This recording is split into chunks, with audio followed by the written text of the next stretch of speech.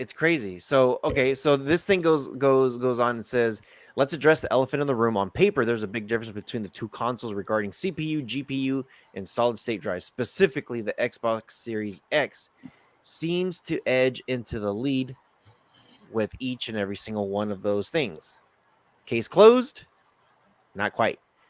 Things are much more complicated when you dig a little bit deeper. To begin with, there's only a tiny gap between the two CPUs in power, particularly because the Xbox Series only manages 3.6 gigahertz with simultaneous multi-threading. They put the lisp on there. Threading. Multi-threading. I'll say it for you. There you go. Thank you.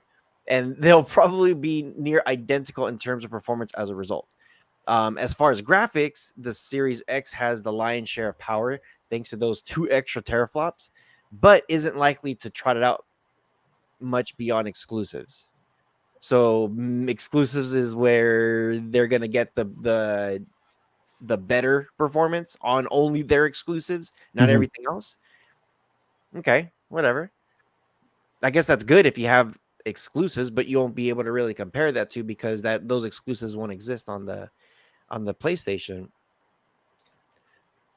Games on both platforms will be limited by the lowest common denominator. After all, so even if they're slightly prettier on Xbox, there won't be a tremendous amount in it. And frankly, it's not how many teraflops you have that matter. It's how you use them.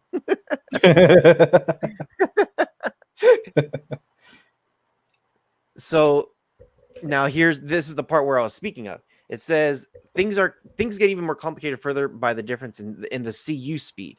Even though the PlayStation 5 has fewer teraflops, each of its 32 compute units is running at a higher 2.23 gigahertz. On the other end of the scale for the Xbox Series X has 52 CUs, which is much higher, but they're only running at 1.8. Right.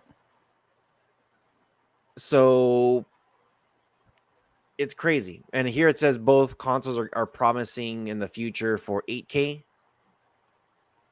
And then not to mention frame rates up to 120 hertz in certain cases.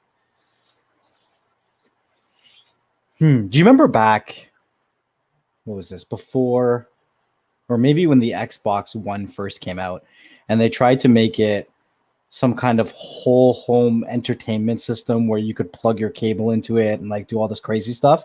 I'm wondering if that's the reason they're going to focus more on the multi-threading, because they're going to have more background processes running on this device besides the game. I think so. Right? I don't think Xbox has given up on that platform. I think they're going to keep going there. And right now, when you were just saying that, I was just reading this. It says the other difference is the solid state drives. People are going to say like, well, the Xbox has a full terabyte where the PlayStation 5 has 825 gigabytes. Yeah. And here it says, actually, the PlayStation 5 has an advantage over the 1 terabyte, which is, for me, I kind of read that. I'm like, wait a minute. The 1 terabyte is definitely more than 825 gigabytes of memory. And here it says it's because of the speed.